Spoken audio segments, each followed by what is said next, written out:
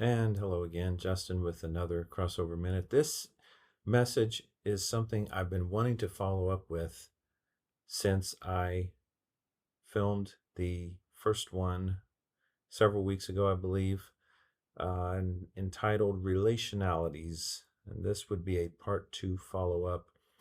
I've had so many interesting, enjoyable, enlightening, encouraging conversations with brothers and sisters over the years, especially in recent years when it comes to relationships on all levels, inside and out, beginning to end, aftermath, precursors, in the midst of it, marriage, dating, best friends, family, everything. Um, this one particularly pertained probably more to special relationships than anything, but is so universal principles applicable a lot of times across the board. And this one is, again, a bit of a follow up. So I'm just going to jump in. So when you are watching over yourself, when it comes to relationships and connection with people, getting involved in community, getting connected with an individual as a friend, as a potential special relationship, or whatever it is, um, I want to encourage you to keep a close eye out on your heart. Not talking about walls, but just healthy boundaries, healthy filters of what comes in and comes out. That determines the content and condition of the heart. Heart is a garden. Um, Now, when it comes to keep an eye out, like, what does that really mean? Well, one thing I would definitely say is be watchful for any codependency type tendencies, leanings, or if you know that very well about yourself, even if they're subtle or if they're very prominent. Again, you might be aware of this already, but whether it be um, connecting with people emotionally too quickly, whether it be really wanting a relationship because of loneliness or because of the strong passion or desire for relationship or marriage or whatever the type of relationship we're talking about, to the point to where you're willing to compromise your values, compromise your morals with that person. Um, Now, no one's perfect, but there also should be at least some type of baseline of expectation from that other person that's compatible to your walk with God. And I know that means sometimes we may be saying no to people or situations that we really would like, that would be really nice. And but what I'm saying is that, and I'm not talking about creating such a hard line where there's just absolutely nobody that has a chance to ever um, come alongside you. Um, but what I am saying is being observant of compatibility in a walk with God, in habits in their direction of career, vocation, life, where God's calling them.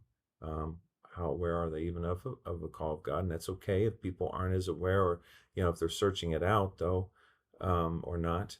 Um, and people, here's another observation thing to take slow and just build and foster friendship, is that people can be very functional and content and very good or well to do as a single person, um, while having brokenness or maybe limited development or emotional immaturity or backwardsness in the area of special deepening relationships.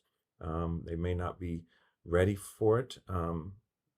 They may have some really just unhealed trauma or hurt that needs addressed before they're really ready to invest or pour out emotionally. And these things can not only be discovered when you take more time to just build friendships, but healing can come to those areas. Like if you were to become too emotional too quick with someone like that, first of all, that's being a little top heavy and not healthy as a relationship. But that person may be, you know, just again too raw in the area of or brokenness or whatever they have in that area of their heart, to where they'll put up a wall or shut down or whatever, and it may hurt them. It may hurt them even more, or really hinder their their healing process. But building a healthy, gentle, deliberate friendship could actually provide for a measure of healing in that area that they also have to get from God, of course, but through the connection, through a solid, safe, um, patient friendship might be just what they need also to just complement that area of their heart, the healing process of that. Um, but it takes time on all sides, and at that point, we are also exercising very good, healthy interdependence and not codependence. Um, and then, by the way, just some practical tips. And again, this comes from some multiple conversations about these things. Oh boy, it's the things I've heard recently that people are experiencing or that's being done or said or whatever. And we're just talking about people in the church, people um, that are very strong professors of faith or trust in God or followers of Jesus, or people that are really endeavoring to be so, and really seeking, and being asked questions like, this person said this and that, and we said this and then promised that or this. And I asked, okay, so how long have you known this person? And they may give a few weeks or a few months. I'm like, or a couple months or whatever. And I'm like, okay, how many times have you actually met with them and gotten to know them in person, all that? And they said none. And sometimes I even asked, have you even talked to them by video? And they said, no, we haven't. Then, well, they said they were this, and something came up, and I'm like, no, no, no, no, no, no. Do not, as best you can, of course, please don't allow yourself to get emotionally attached to someone that you've never even spent time with.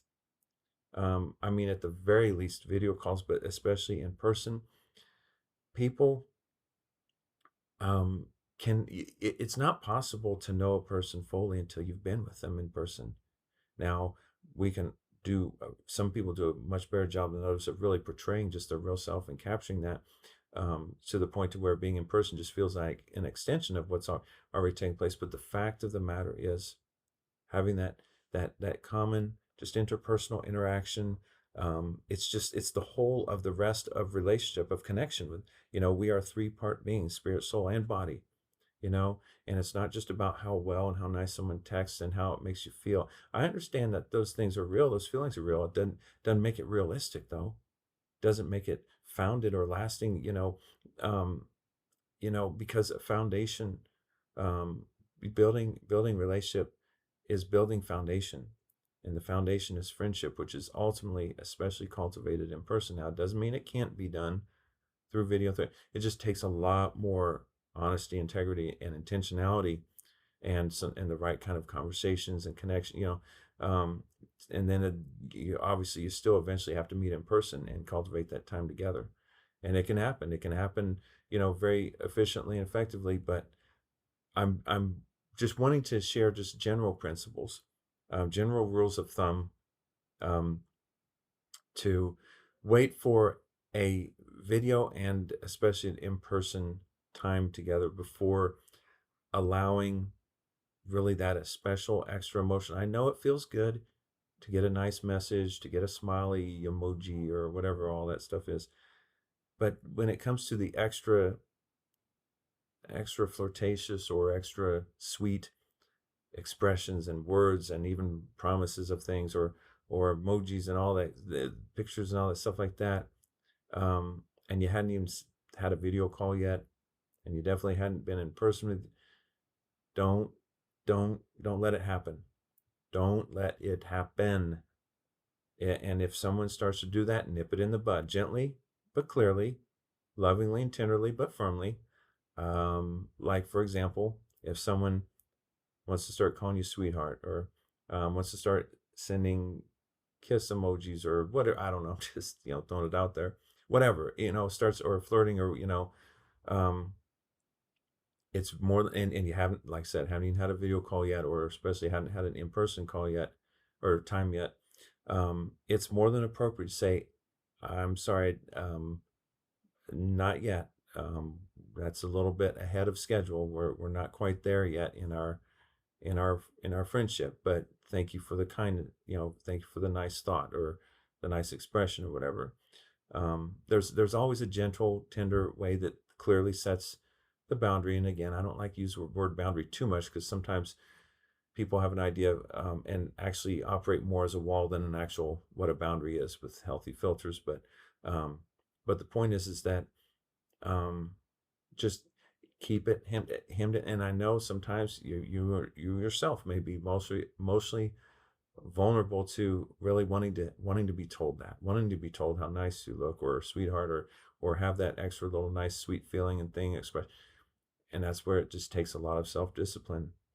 There's oftentimes there's not going to be a coach there saying, hey, let me filter this for you and let you know how to handle this. You may have a friend to run stuff by that you can, screenshot or copy and paste and say, hey, this is what I was told today. What are your thoughts? I mean, most people don't do that though, but I'm just saying, I guess people have trusted me over the years because they know my heart. So they've shared and asked for advising or thoughts or feelings, especially if they know they've had a hard time that before and they know they have a tendency to be a little codependent or a little attached too quickly or things like that. And that's fully understandable. And I always keep everything super confidential and private, and I don't even need to know names of who people are related. I just the information, just hey, how do I respond when someone is talking to me like this? Or one time, once or more people even promising things like, oh, we're going to go here, we're going to do this now, or I really think this is God. And then, okay, even if it really is God moving and you haven't met yet or what, you don't have to say it. Just walk it out. If it's God, it'll happen, whether you say it's God or not. And the more you say things, again, that are emotional or spiritual, excessively spiritual or emotional, without the foundation of friendship, you get top heavy and it's going to tumble. Even if it's potentially a really good, solid situation, you're going to get top heavy. And more often than not, it's going to fall. It's going to crash.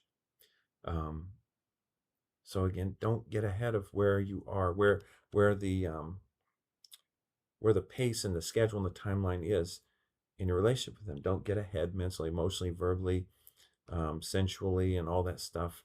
When it comes to someone complimenting you, besides just being very general and just non flirtatious and non extra sensual and all that, when it comes to people, doing that's one thing. But when it comes to wanting to really go deeper emotionally and all that stuff like that, the person has to earn that type of talk with you, has to earn that type of interaction with you. Promises, plans, getting into deeper places of your heart, tugging on you. They have to earn that. And that takes committed time to invest in you as a person. And that means time with you. That means sacrifice. That means, um, being real and personal with you. Personal in the sense of in person, being fully present with you, and not just saying things that anybody could say just from a distance from online. And again, if someone makes you feel good for a moment, then you shut off that conversation, go to another, or go to other people, and you're a totally different person or something. You gotta validate, you gotta validate, you gotta confirm who this person is, how they are, how legitimate and genuine are they really, and have they been being with me all this time.